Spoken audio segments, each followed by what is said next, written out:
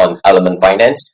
You both actually mentioned in the paper that they have a governance steering committee, council in place, a GSC, where membership is kind of like made up of members with at least 110,000 tokens delegated to them, or roughly 0.9% of the circulating supply. And each member only has one vote, as compared to like your number of tokens equals to the number of your votes. And token holders actually can vote to override the GSC members at any time to maintain like this balance, so that the largest token holders don't always have the most controlling powers. Just based on this study, what are some of the main benefits of this council model? Derek, can I go to you first on this? Yeah, it's a good question. I think there's a lot of different like types of councils and committees being formed in governance. I think the general theme is, hey, like it's not efficient or logical for every single little decision to go through a governance vote for what can be a mundane or basic task or a very small treasury spend. And that's why I think like grants programs exist. That's why there's multi-sigs. That's why there's committees.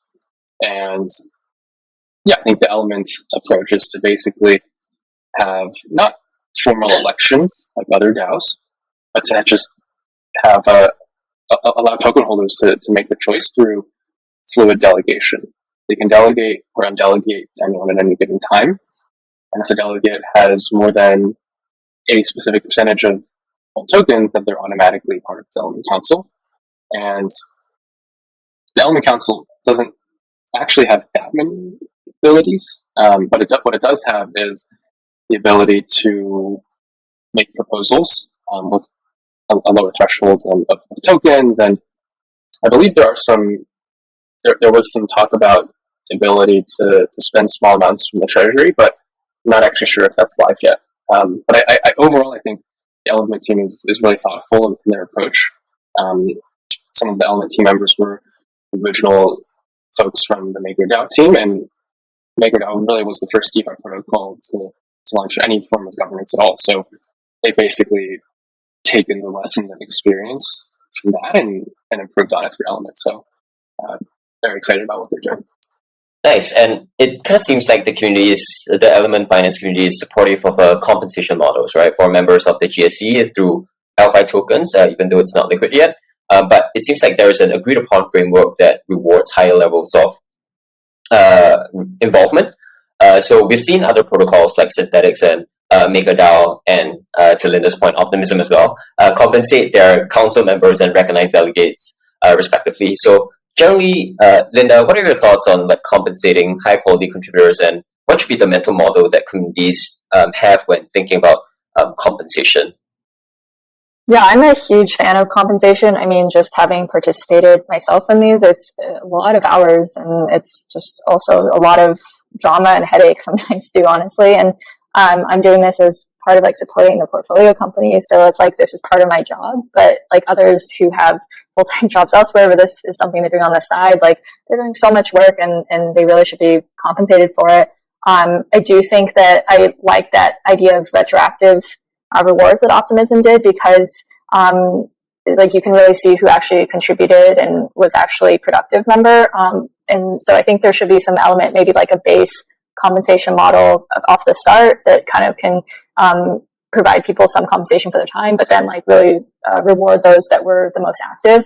And then Gitcoin has the concept of like steward health cards, so steward being their delegate system. And so you can kind of see like participation rates, like how active you were in the forums. They started incorporating factors like, are you joining community calls that we have, like steward calls that we have?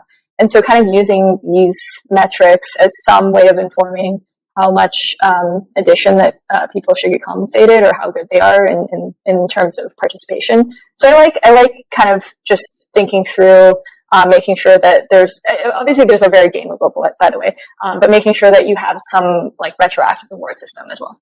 Okay, so are you more of a fan of like doing compensation on a retroactive basis, or rather like having a framework that says like, okay, if you do this amount of work, then you are going to be rewarded with a certain number of tokens, and if you do more hours or more projects, or if you vote more, then you can automatically qualify for a high level of rewards? I mean, I don't think there's any right answer, and every community is going to be different. Everybody who participates is going to have different requirements. But I do think that there should be some base up front so people can get compensated. But I also think that there's a lot of people that commit to do things that don't follow through on it. And we need to have some version of accountability for it, right? So I like this, like, maybe an idea of like a bonus that we just have in, you know, traditional corporate system, but something needs to align with like, what was your actual output?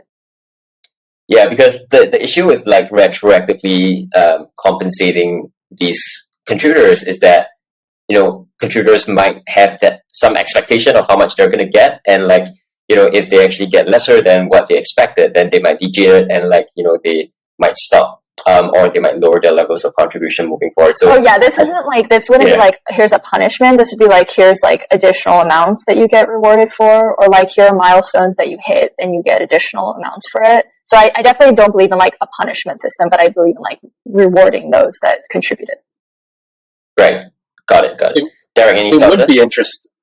No, I was just going to say, it would be interesting to see a governance slashing mechanism that would be a very strong incentive to vote, right? It's like, if you literally don't vote, you can abstain even, but if you don't do anything, then like repeatedly, then maybe there's a penalty. But I agree, in practice, it's much better to incentivize and reinforce positive behavior.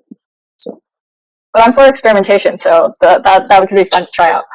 Yeah. No, I mean, yeah, Linda, I think we do. I mean, I think, yeah, you and I know this well directly, right? Like, even things like multi-sigs, if people are not incentivized or if there's no accountability, like something that takes as little as 5 minutes could take days or even weeks. So it's like, if that becomes challenging, how is it possible to think about how difficult it is to do more complex things that aren't yes, no, anything subjective, anything related to product? And I think there's solutions, obviously, and yeah, but I think it isn't easy. Yeah, I think it's what you were saying, super interesting. Like, I think from what like some community members feel is a really basic task, like in the reality of things, it's extremely cumbersome, and yet that's sort of like the minimal threshold to actually get you involved and active in the system. And then to make sure that, you know, someone has full context, actually has the quality and skill to respond and be active and answer questions and have the full context behind decisions or a proposal that's come up. It takes a significant amount of time, and incentivizing them sort of non-financially is a really tough task, and you know, you can't expect people to essentially give their best and ability to contribute, and at the same time, you know, you do need to, I think, long-term offer something reward-wise, whether that's compensation financially or another thing. Yeah, James, you touched on an important point, and I think the incentives part is so important. And while I do agree financial incentives are critical, like, I also feel the most successful DAOs and the most successful communities they have to build an ecosystem of people that aren't just motivated by financial incentives. They have to feel that they feel some sort of tie or attachment beyond the economic motive. I think and the most like original and obvious examples would be in Bitcoin, people that ran nodes, right, to improve the decentralization of the network, to add to the overall resiliency. Like, there really isn't a direct economic reason to do that. There's like, you could just be a miner and make money, or you could just be a user of Bitcoin or holder. But to run nodes, I think is a bit more, not entirely, but a bit more altruistic. And I think of DAOs and governance the same way. Like, those contributions that some kinds of contributions that there have to be people that just step up and just some sort of ownership. So I think a combination of financial incentives and organic goodwill is the optimal mix.